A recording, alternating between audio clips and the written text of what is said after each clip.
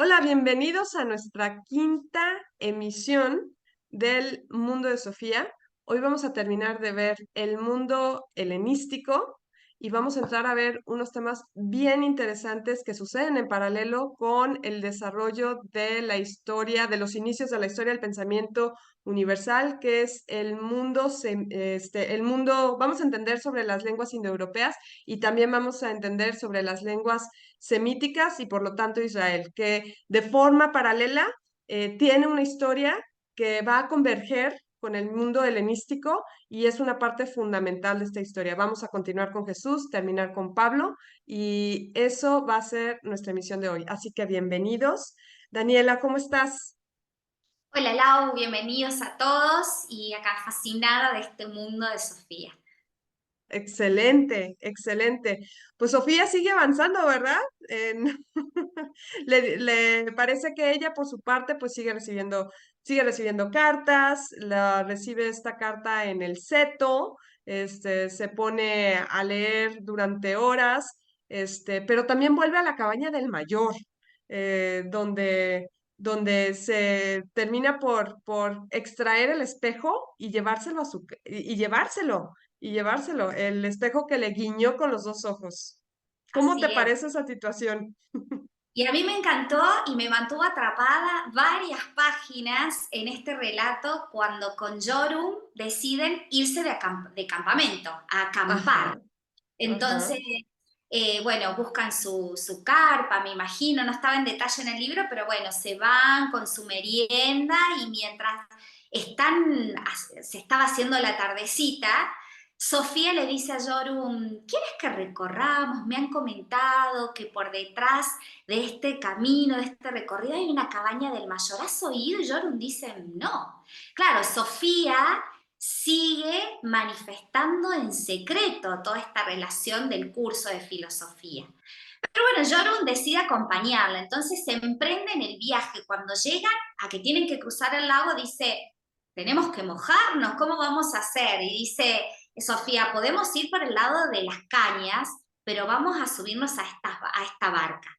Entonces, entre chiste y risas, llegan, se encuentran con que la cabaña está cerrada, con Ajá. llave, encuentran la llave e ingresan las dos.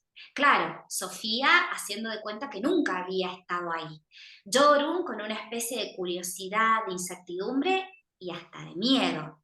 Prenden Ujú. una vela, ven el espejo de latón, un espejo que después vamos a ver qué es lo que sucede, porque está muy enlazado con que van hacia un costadito de la cabaña y encuentran una caja Ajá. llena de postales, dedicadas Es- a Hilde, que Ujú, dice, feliz cumpleaños, estamos justo en este momento a un mes del cumpleaños de Sofía. Y ujú. estas postales, que supuestamente vienen con sellos de la ONU, que dice Jorun, es como si estas postales estuvieran tiradas desde ese espejo que nos está mirando. Porque ¿Cierto? puede ser que el sello figure, creo que era 14 o 15, 16 de mayo. 16 de mayo, hoy es 16 de mayo y estamos acá. ¿Y qué sucede? Es para saludar a alguien en su cumpleaños, inclusive se sientan las dos, empiezan a ver las postales y en una dicen, a mi querida Hilde, quiero hacerte llegar estas postales porque es un regalo muy significativo para mí. Me encantaría poder hacerte llegar mis saludos con una paloma blanca, pero aquí no hay palomas blancas. Por eso decido enviarte estas postales y a su vez estas postales van por duplicado a Sofía. Y Ah, Sofía tiene una amiga que se llama Yorum. Ellas ujú. se tomaron de la mano, mira, a mí hasta me da como esa pielcita de gallina, porque me imagino la situación, las dos se miran y no saben qué es lo que está sucediendo. Ujú. Agarran la caja, la vuelven a dejar en su lugarcito, pero deciden tomar el espejo y emprender la vuelta. Así Creo que es. esto marca en el libro un antes y un después que nos viene a decir cómo transitamos la vida y la historia cuando nos encontramos con algo que realmente nos sorprende y no le podemos dar nombre. Ujú, ujú. Algo más, hay destino, hay sincronicidad, ¿qué es lo que hay? Y acá lo vamos a empezar a ver que tiene que ver con esta parte del helenismo, que en esta época las personas empiezan a preguntarse qué es lo que hay después de lo que estoy transitando. Ya estoy aburrido de lo que me sucede, por ahí le tengo miedo a la muerte, no le puedo dar explicaciones a lo que hoy me transciende como contingencia. Entonces creo que el libro está teniendo de nuevo esos dos paralelismos, tanto de la historia y los pensamientos filosóficos, como de esta entretenida vida que está llevando a cabo Sofía. Qué interesante lo que traes, Daniela, porque tienes toda la razón, no lo había visto y creo que tienes razón, hay un sentimiento como de Sofía de que ya, esto se está volviendo viejo, esto está cansando, ya, el espejo no me voy a dejar asustar y de plano me lo voy a llevar, ¿no? En el mundo helenístico pasa lo mismo. Se cruzan tantas civilizaciones del Mediterráneo, es muy cosmopolita, por lo tanto mis ideas estoy bombardeado de ideas que se parecen a la mía, pero no son exactamente la mía, pero entonces, ¿cuál es la verdad?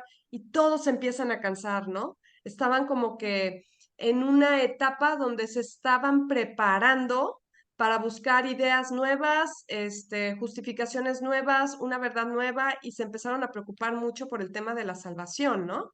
Entonces, necesitaban respuestas y pues bueno, empezaron a buscarlo primero en corrientes, le llaman como desmenuzar a Sócrates, ¿no? Ya no salió después de Sócrates una figura, digo, están los fundadores de los movimientos, pero no nace una figura tan fuerte como desde el punto de vista filosófico como Sócrates, Platón y Aristóteles, pero sí estos movimientos. Los principales que desmenuzan a Sócrates son los cínicos, los estoicos y los epicúreos, ¿no? Tres movimientos muy importantes de la época que tratan de afrontar la vida y darle solución a los temas filosóficos que traen.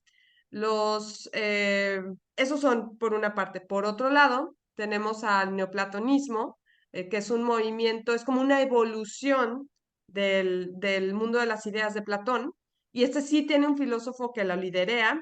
Sin embargo, este filósofo es ya más adelante en el mundo helenístico, se llama Plotino, y bueno, él lleva estas ideas un poquito más adelante. Finalmente están también los místicos, que tienen como experiencias espirituales que hoy en día mucha gente dice tener de repente también. Entonces, bueno, vamos a adentrarnos un poquito en eso. Así es. Y recién dijiste, Lau, que el mundo helenístico, para los helenistas, el mundo les estaba quedando viejo. Claro, de tanto explicar la naturaleza, ahora comienza a tener un rol principal el ser humano, ¿no? Es como que de la parte biológica paso a la parte de ser y sentirme parte de esta vida. Y en la Ujú. parte de los cívicos, como dijiste, es una corriente que continúa a Sócrates, hay un personaje, no hay filósofos destacados acá, pero sí hay pensamientos. Y se destaca dentro de los cínicos a Diógenes. Diógenes era un hombre que lo cita porque pensaba mucho parecido a Sócrates, y trae a colación un pensamiento que le surge a él, estar parado enfrente de un mercado y decir, de todas estas cosas no necesito nada. Ujú. Inclusive se le criticaba a Diógenes, porque Diógenes vivía como en un tambor, en un barril, con un pedacito de pan, una manta y un bastón. Y cuando Alejandro Magno se le para enfrente queriéndole decir, ¿qué pasa, Diógenes? No entiendo cuál es tu pensamiento, ¿no te interesa nada de esta vida? Diógenes le responde, hazte a un lado porque me tapas el sol. Sí. Cómo va cambiando en esta etapa y en esta época de la historia y de la evolución del pensamiento, empezar a mirar más allá de la realidad, conectando quizás con la parte espiritual para poder relacionarme con una visión de vida. Recordemos que en esta época las personas conectan con una sensación de temor a la muerte, de no poder Ujú. salvarse, de la incertidumbre de lo diario, del dolor, del sufrimiento. Claro, y estas personas que comienzan a tener contacto desde otro punto de vista, comienzan a destacarse. Y creo que Ujú. Diógenes es un gran índice para destacar, porque él dice, el ser humano no tiene que preocuparse ni por la salud, ni por el sufrimiento, ni por la muerte. Entonces se le decía, es un cínico. ¿Cómo que no se va a preocupar por eso? Comparado con la modernidad, ¿no? Porque hoy una persona cinista es una persona como que no sé, frecuenta falta de empatía, una persona que no le interesa quizás el sentimiento de otra persona. Entonces, como que se lo creía a Diógenes, este hombre está loco. ¿Cómo va a vivir como vive? ¿Cómo va a pensar como piensa? Que no le interese nada. Y creo que esto es fundamental para rescatar, porque esto nos conecta con que la felicidad puede ser apropiada por todo el mundo. No tiene que ver Ujú. con la materialidad, aún no tiene que ver con la salud o la enfermedad. Tiene que ver con algo que tiene más allá de lo que se siente, de lo que se necesita. Bueno, y eso es parte prácticamente de la teoría de los cinco. Luego están los estoicos, ¿no? Los estoicos, esos, remarca el libro que los estoicos de hecho tienen un fundamento, como un fundamento en su forma de la visión muy fuerte, muy similar a los cínicos, que es como una premisa de vamos a aguantar el dolor. O sea, tanto los cínicos como los estoicos se tratan de aguantar el dolor. Pero los estoicos, a diferencia de los cínicos, que los cínicos son como una versión no productiva de aguantar el dolor.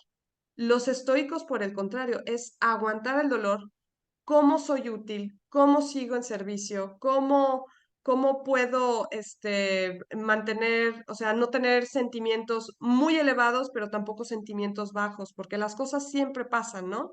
Entonces, y de hecho, los representantes más famosos del estoicismo son personas de Estado, o sea, son personas que también tienen escritos, no diría yo que es la columna vertebral del pensamiento filosófico, pero sí son muy importantes.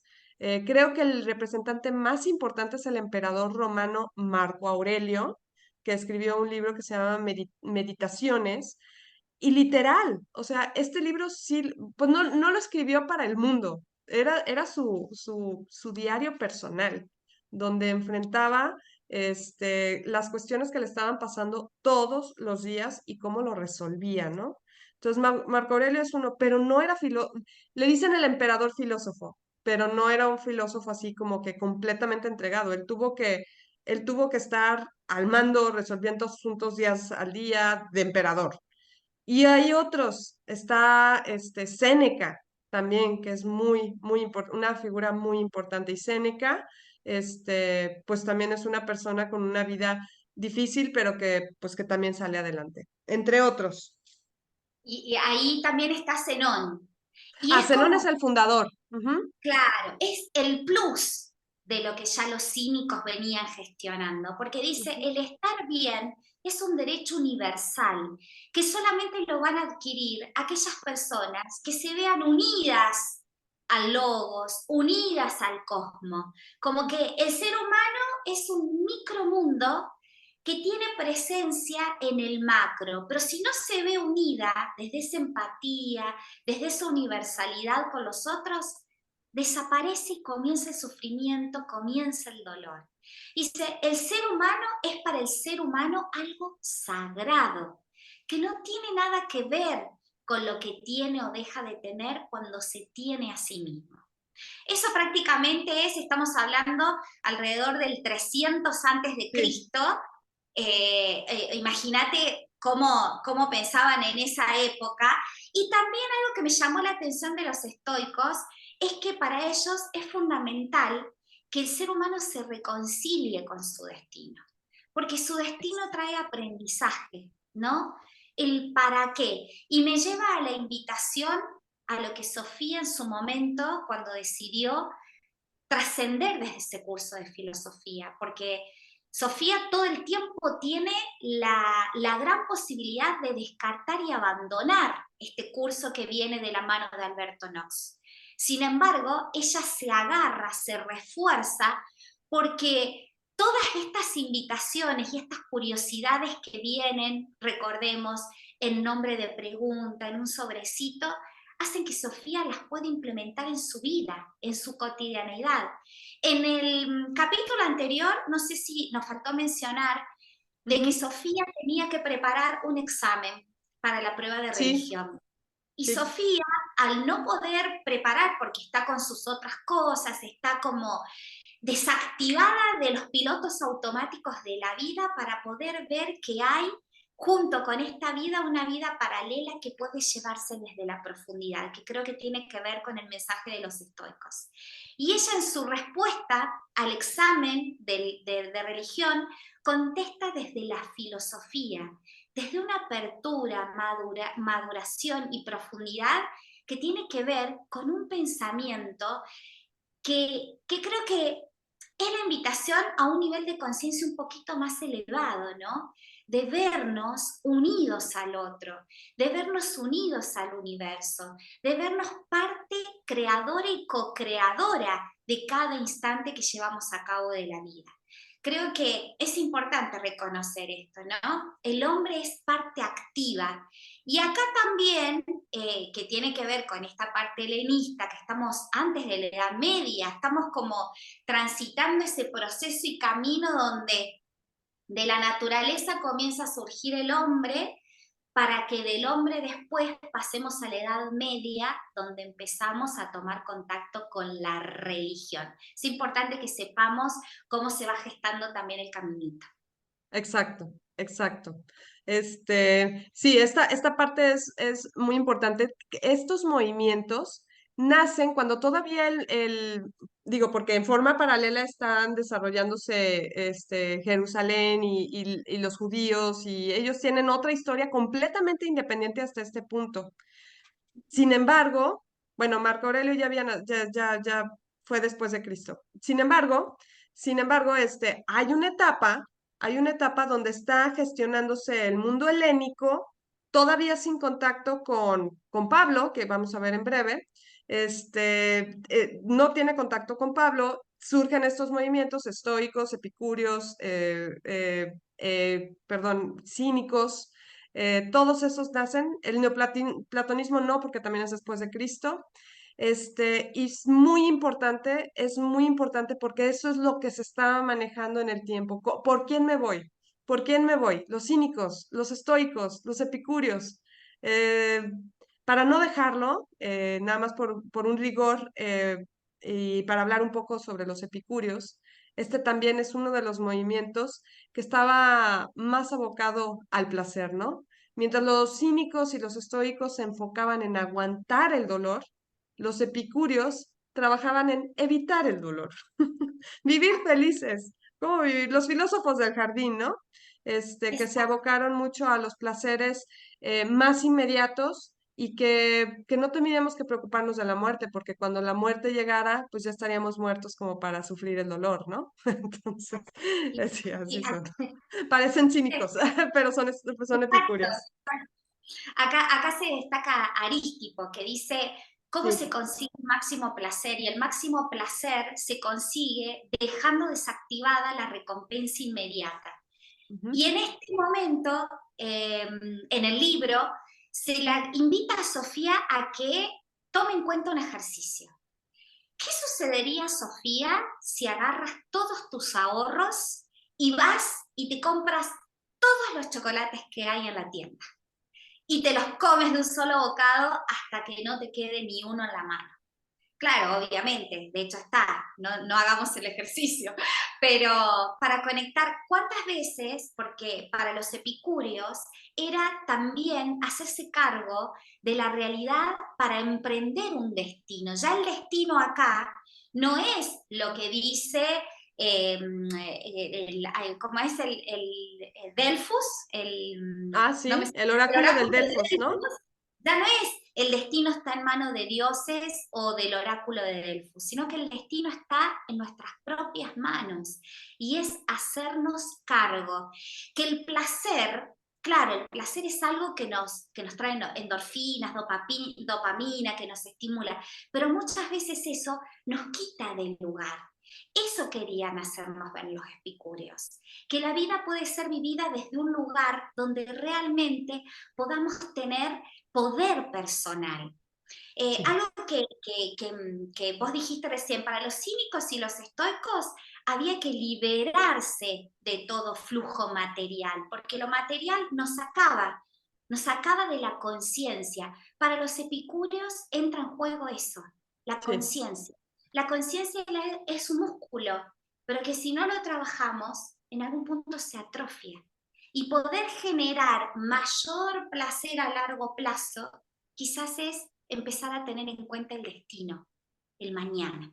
Ujú, ujú. Sí, eso es muy importante. Los epicúreos no empezaron siendo personas totalmente entregadas al placer físico, sino que empezaron siendo planeadores, ¿no? O sea, decían, bueno, si me tomo los chocolates ahora, bueno, no sé, posiblemente no fue ni siquiera el ejemplo, pero si me tomo los chocolates ahora, me voy a enfermar de la panza. Entonces, ¿cómo mejor maximizo el placer a través de de la planeación? Entonces, sí, exacto, era como empezó, pero más adelante hubo desviaciones del epicurismo, siendo una de ellas el de las personas que se entregaban sin pensarlo dos veces al placer físico, al placer sensual, sin importar el mañana. Y entonces ya creo que ese tipo de epicurismo era en mi percepción, esta es opinión personal, ese tipo de epicurismo es tan malo como un cinismo extremo también, ¿no? Exacto, exacto. Y ellos hablaban no del placer en sí material, porque decía que la materialidad nos quita de la presencia, sino que el placer tiene que ver con los valores. Por ejemplo, el valor de la amistad y contemplar el arte, la parte recreativa. Eso nos hace como entrar en una unicidad. Y vos dijiste recién, se juntaban en los jardines a conversar, podían poner en palabras sus dolores, su sufrimiento y así hacer una salida planificada desde ahí. En esos jardines había un cartel que llamaba mucho la atención, que él se lo muestra a Sofía y me hace la invitación como a esa cabaña a la cual llega Sofía, que dice, forastero, aquí estarás bien. Sí, Como haciendo esa invitación al pensamiento, ¿qué sucede si me voy a los setos, donde se va Sofía, donde se resguarda en ándale. su intimidad, en su privacidad? Puedo encontrarme con algún placer que tiene que ver con más allá, ¿no? No tanto con mi cuerpo, porque dice, no hay que preocuparse, también los epicúreos decían, no hay que preocuparse ni por la enfermedad ni por la muerte. Hay que Exacto. ocuparse de la planificación para salir. Ellos ya veían una salida, no se quedaban en el sufrimiento, Ujú, veían mucho más allá del sufrimiento. Por eso sí. hay que ver también la elaboración y el proceso que va surgiendo en esta historia del pensamiento humano. Ujú, ujú. Ya la filosofía acá se encarga de hacer una sistematización de cómo podemos reprogramar para establecer pensamientos críticos. Sí, sí, sí, sí, exacto, exacto. Y está muy interesante porque con este pequeño, modelo mental, nosotros podemos ir incluso, digo, no es juzgar a la gente, por supuesto que no, pero entender un poquito, piensas como un epicurio, piensas como un estoico, piensas como un cínico, o sea, sí digo, y no con plan de juzgar, pero ahí puedes empezar a ver las motivaciones, los valores, qué los mueve, ¿no? Y mirá qué lindo que en esta época, y me voy a la parte de Hipócrates, cuando él hablaba en las plazas y la gente con enfermedades se curaba. En esta época no es novedoso que relacionen a la filosofía con el arte médico. porque la gente hablando, compartiendo con otros, lograba ver posibilidades, lograba sanar, lograba poner en palabras lo que pasaba por la cabeza, y entonces muchos de los miedos, las inseguridades, se subsanaban. Inclusive en esta época comienzan a ver lo que vos decís, el derecho a no ser juzgado y no empezar a temerle a los dioses. Estamos en una época politeísta donde muchas regiones comienzan a tener contacto, comienzan a unirse y se dan cuenta que por más que hayan muchos dioses o muchas lenguas, nos pasaban las mismas cosas. Nos pasa así. Pensábamos lo mismo y necesitábamos seguir más allá de lo que hoy estábamos transitando y viviendo, porque claro está, si yo hago una comparación, en esa época hubo tanta evolución del pensamiento en tan corto plazo que hoy no lo tenemos. Hoy es No, como si muchas veces estaríamos transitando desde lo que han conocido los filósofos en aquella época.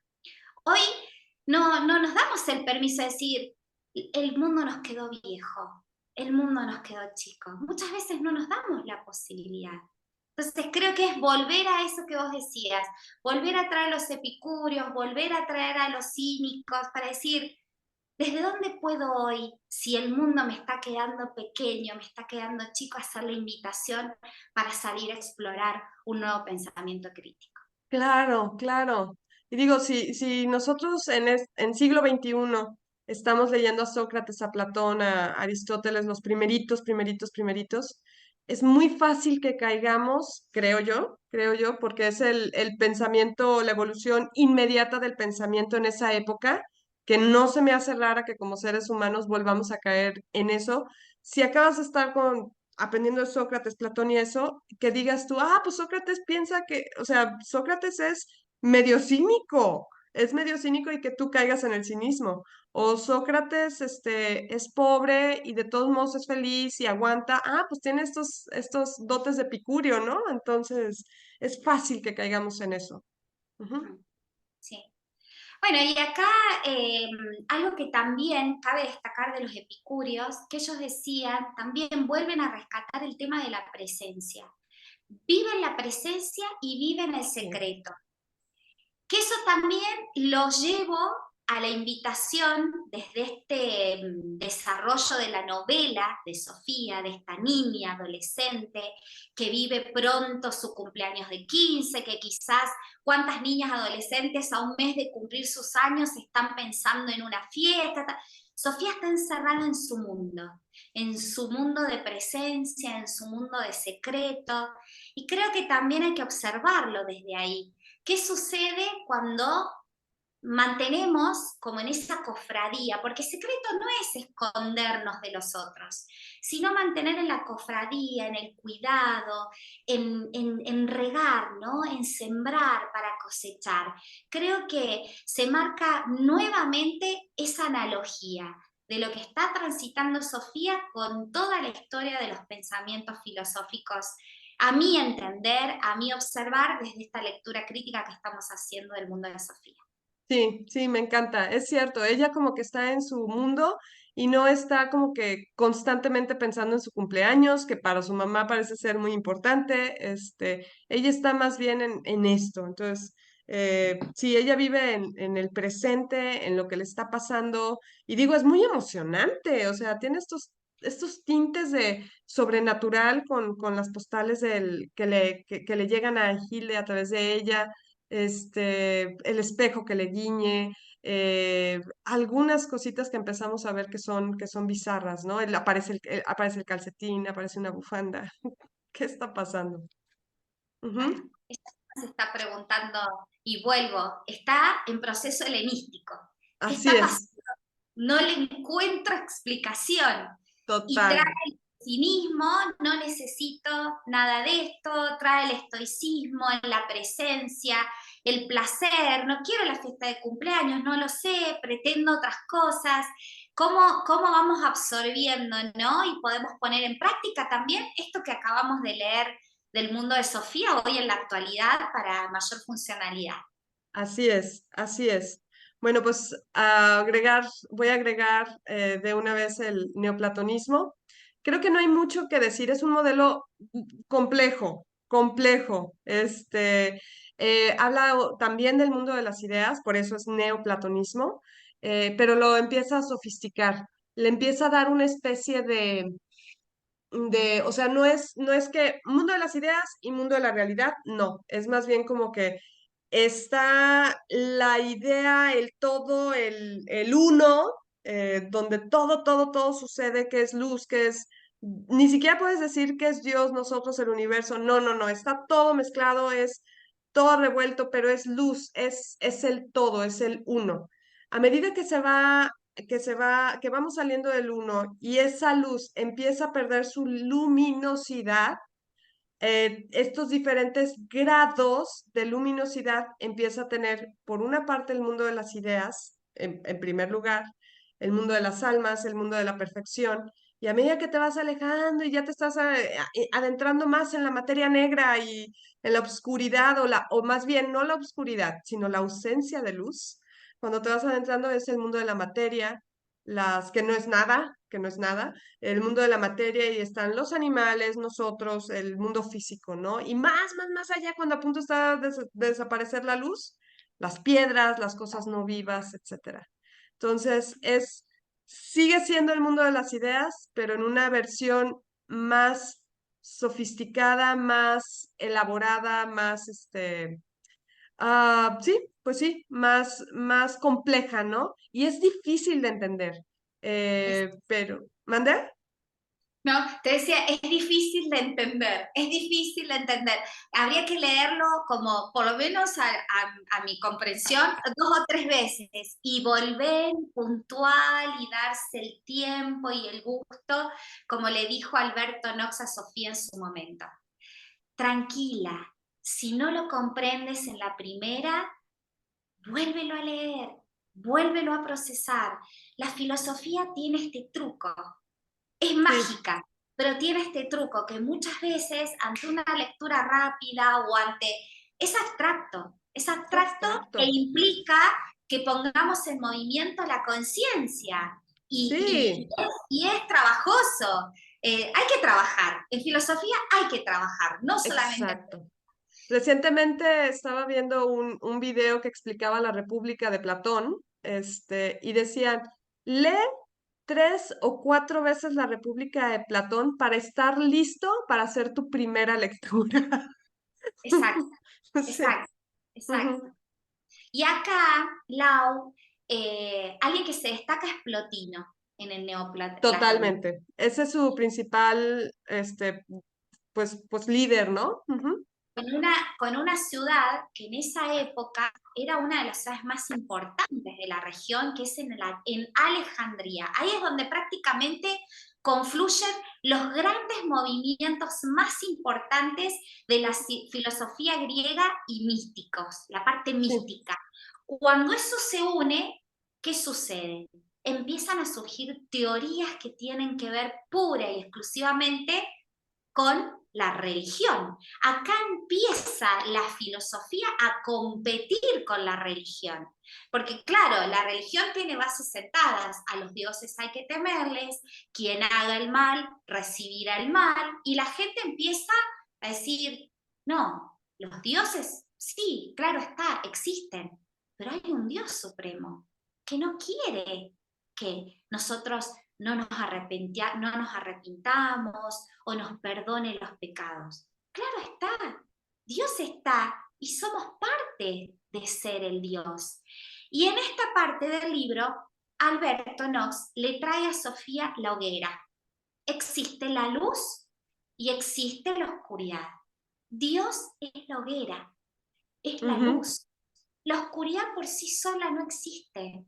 La oscuridad está porque nos vamos alejando de la hoguera. Y le dice a Sofía, exacto. perdón, ¿qué sucedería, Sofía, si en una de estas noches, en el medio del bosque, te vas alejando de la hoguera? A tal punto que vas a ver un tenue punto luminoso hasta que desaparezca. Pero va a estar la hoguera aunque vos no la veas. Entonces, Exacto.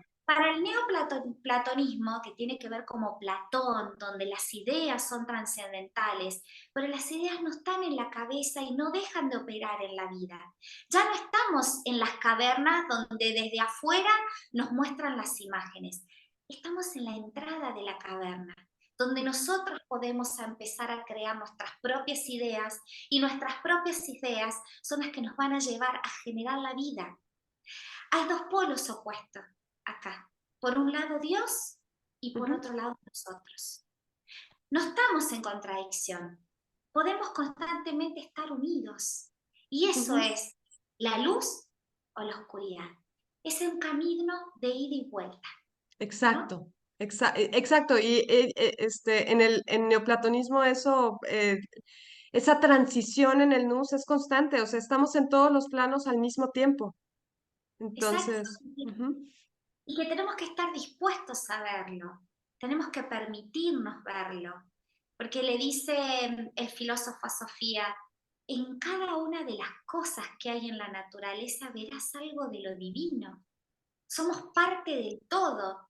Somos mucho más que las partes. Inclusive Sofía, cuando termina de leer, porque mientras ella está leyendo estas páginas, siente como que se puede despegar de su cuerpo, como si me da la sensación, no trae la palabra levitar, o si la trae no la recuerdo, pero siente como una especie de levitación, porque dice, ¿cómo puede ser que la vida sea esto? Como si ella estuviera, me da la sensación, a mí quizás lo pongo en tela de discusión, en los comentarios lo pueden dejar, como quería decir, lo que a mí me pasaba por delante de los ojos no es solamente la vida, hay algo más lindo, de lo que puedo ser parte, de lo que puedo generar, de lo que puedo sentir. Deja sus hojas y se mira como queriendo decir, ay, sí, es mi cuerpo, pero es como que recién tomo contacto con él. Y sale al patio, al bosque, al jardín, comienza a ver cosas que realmente antes le pasaban desapercibidas. sí, Comienza a tomar contacto con, entre comillas, lo divino de la gran vida. Las plantas que abren, se cierran con el lapso del día, cuando van germinando, cuando van naciendo. Es un proceso maravilloso que pasa desapercibido a mis ideas y a mi cabeza. sí, sí. La transición es muy bonita, ¿no? Porque se supone que Plotino era un místico y cuando entran al capítulo, o sea, siendo un místico, empezamos a ver el místico, o sea, es una buena introducción esto de que Plotino era místico para que Sofía empiece a tener esta experiencia, ¿no? Y el misticismo como tal, a mí lo que me quedó es esta como frase que dice, mira, los místicos, hay como una especie de temor a la muerte, ¿no? Porque vas a dejar de ser tú. Pero velo así, cuando dejas de ser tú, vuelves al todo. El intercambio entre ser tú y volver al todo, o sea, realmente dejas de ser tú, pero es un precio muy pequeño de pagar para poder ser todo. Exacto. Entonces, sí, Inclusive vuelve a conectar a Sofía con la hoguera. Somos la chispa de la sí. hoguera. Y en algún Ujú. punto vamos a volver a ser parte de esa hoguera, que es lo que mantiene vivo. Y vuelvo de nuevo a conectar con esa idea de que empieza a surgir el concepto de alma, el concepto de espíritu, que no somos solo, como dice, polvo y cuerpo en esta vida, sino que somos algo más. Exacto, exacto. ¿Cómo ves? ¿Cubrimos todo, Daniela, de los Sí, movimientos? cubrimos todo y como para también remarcar un poco del miticismo, digo, el miticismo trae a colación de que ya no somos ese ser pensante, sino que nos podemos convertir en arte, ¿no? En Sí. el arte de realmente tomar contacto con que somos unicidad con el universo. Plotino fue uno de los primeros que sintió en carne propia esa experiencia mística de Ujú, sentirse unido con Dios. Claro está que ujú, en esta época empieza como también a gestarse, ya lo vamos a ver con el surgimiento y la división del cristianismo, con el judaísmo y el islamismo, cuando empiezan a sentirse como parte del mismo Dios o separados de un Dios, ¿no? sí, Estamos sí, prácticamente entrando a la Edad Media, donde es una edad teológica, Dios centro del universo, en contra de una era donde prácticamente se le daba trascendencia e importancia a la parte de los mitos, a la parte de la biología, como para que tengamos, no nos vamos a meter ni en religión, ni en historia, ni en biología, pero es como para que tengamos esa línea de historicidad como para saber dónde nos vamos centrando y comprendiendo cuáles son los segmentos que se van tomando en cuenta. Exacto, exacto. Plotino, de hecho, es después de Cristo, 200 años después de Cristo. Parecería así como enorme, pero bueno, recordemos que cuando el cristianismo se estaba apenas como concretando y se iba estableciendo, pues obviamente no fue de un día para otro. Entonces, a lo mejor estas corrientes seguían pasando en la búsqueda hasta el año, pues yo creo que fue como hasta el año 500 o algo así, donde finalmente ya se establece el cristianismo como algo mayoritario. Pero mientras tanto, todavía estamos como con muchas corrientes y muchas búsquedas a la respuesta que el hombre estaba buscando, ¿no? Claro, exacto. En esta época creo que es fundamental rescatar que hay tantas visiones de cosas como pensamientos surgen en esa época marcado por dolor, sufrimiento y miedo, y que la gente quiere despegarse de eso, y que para despegarse de eso, claro está, Plotino cuando trae esta idea de la experiencia mística, todos los miran con ojitos raros, porque Sí, ¿qué tiene que ver esto? ¿De dónde es? Entonces ahí se empiezan a sembrar esas semillitas que tienen que ver con algo más grande, que creo que después va conectado ya cuando se le entrega a Moisés la tabla de los de los mandamientos. pecados, de los mandamientos, cada uno de los mandamientos, respetar, el que comete pecados no será juzgado o bebiendo de la cicuta o quemado en la hoguera, sino más bien ahí ya se conecta con un pensamiento, con una idea mucho más grande, que tiene que ver de unicidad.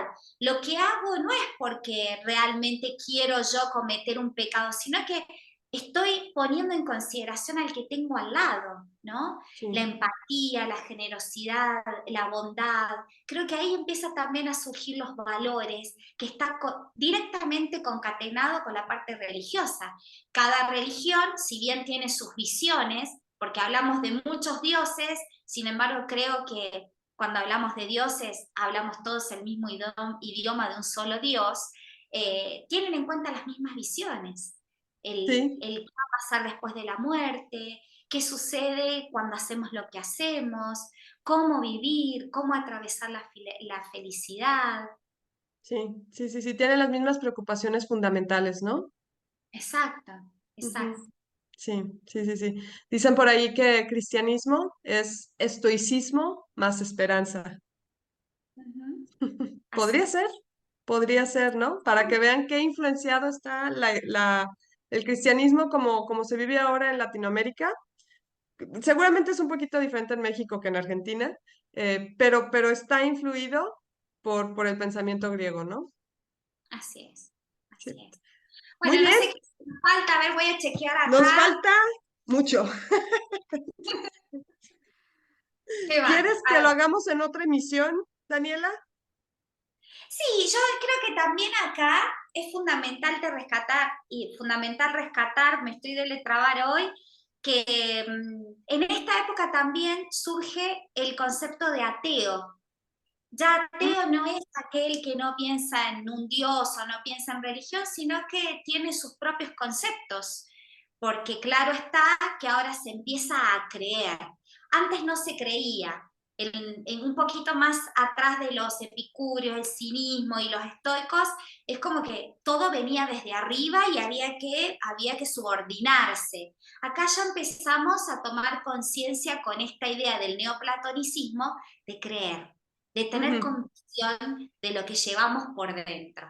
Ahí creo que es exacto. fundamental también. Bueno, y que el universo para esta época es grande, majestuoso, y Sofía comienza, a medida que Knox le trae toda esta información, comienza a tomar contacto con ese poder maravilloso y oculto que tiene la vida. Exacto, exacto, exacto. Así es, así es. No, pues estamos llegando a un punto muy interesante para Sofía.